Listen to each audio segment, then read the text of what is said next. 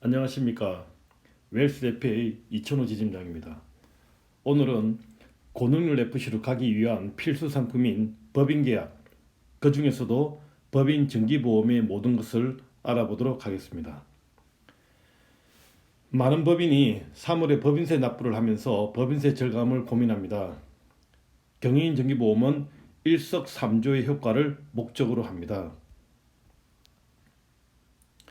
경영인 정기보험은 첫 번째는 법인세를 어떻게 하면 절감할 것인가.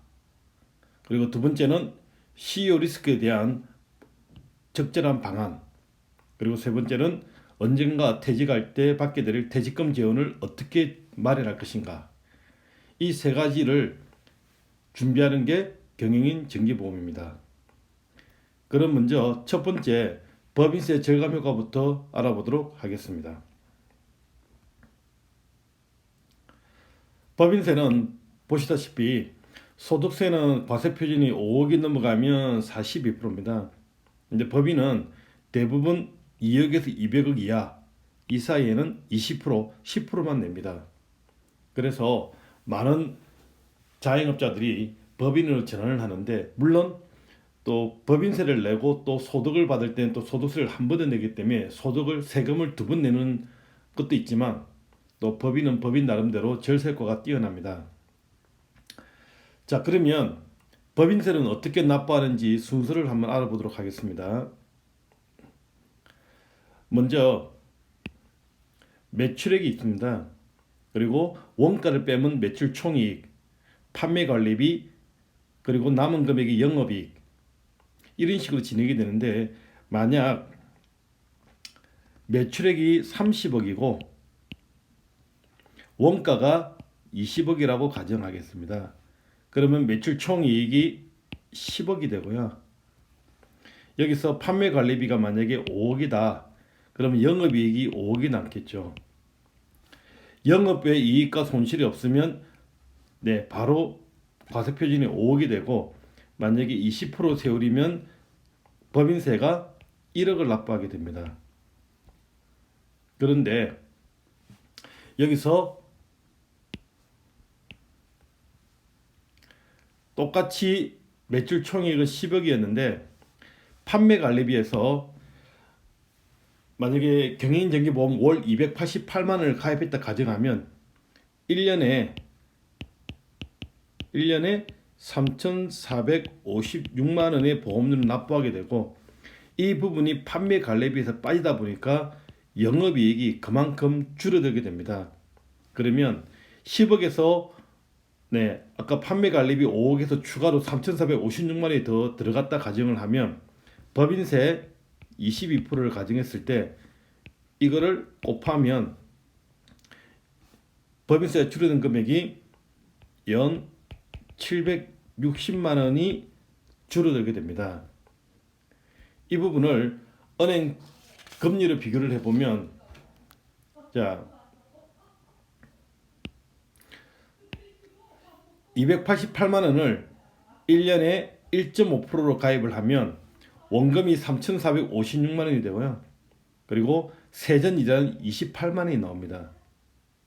그런데 아까처럼 똑같은 돈을 288만 원을 가입해서 1년에 법인세 절감 효과가 760만 원 됐으니까 748만 원을 받으려면 약 40%의 이자가 나와야지 받게 되는 아주 큰 혜택입니다. 자, 그러면 법인계약은 어떻게 구성이 되는지 잠시 보겠습니다. 법인계약은 보시다시피 계약자가 법인이고요, 수익자가 법인이고 피보험자가 CEO나 임원이 됩니다. 그리고 회계 처리할 때 이렇게 가입되는 것은 법인의 장기예금 자산이고요.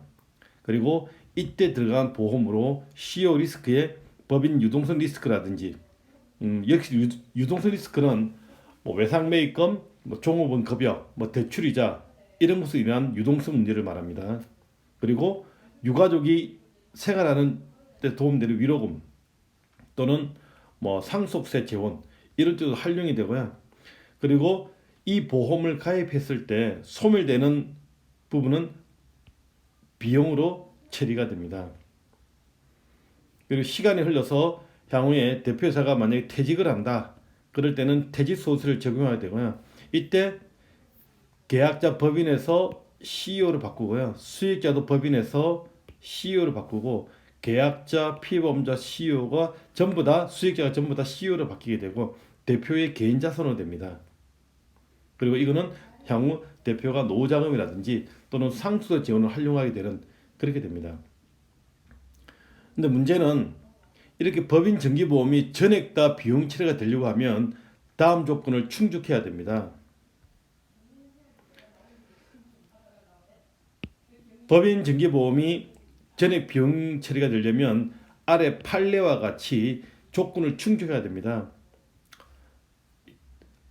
요약을 정리하면 첫 번째, 만기 시 환급금이 전혀 없을 것, 즉 소멸이 돼야 됩니다. 두 번째, 임원의 퇴직 정년이 없을 것.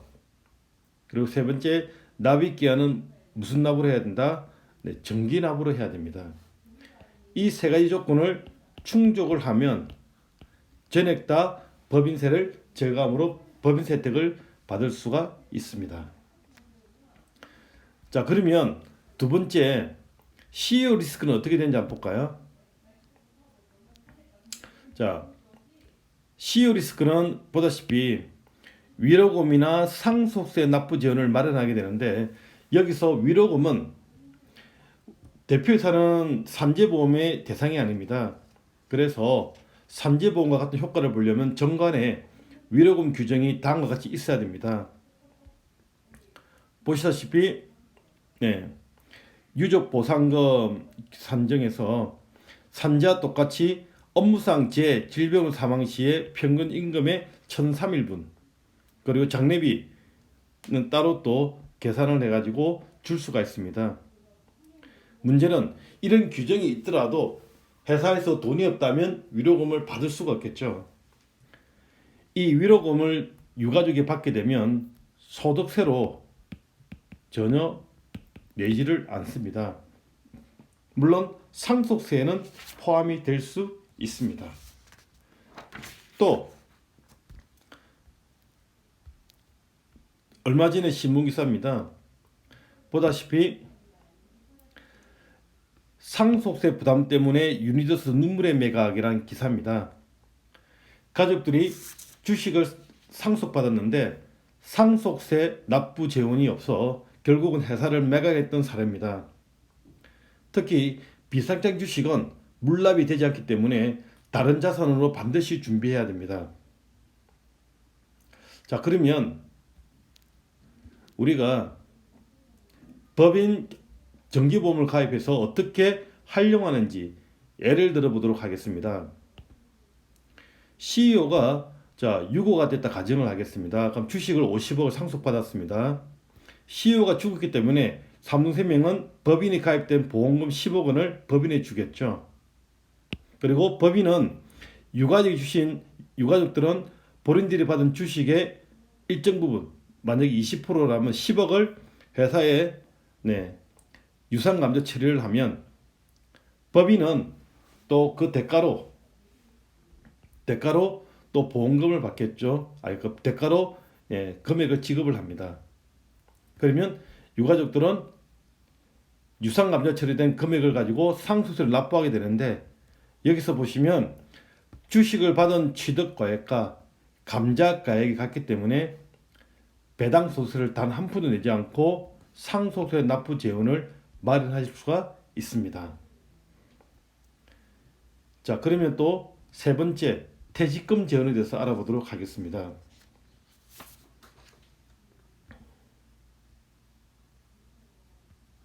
우리가 퇴직금은 일단 가장 중요한 부분이 정관에 퇴직금 규정이 제대로 되어 있느냐가 중요합니다.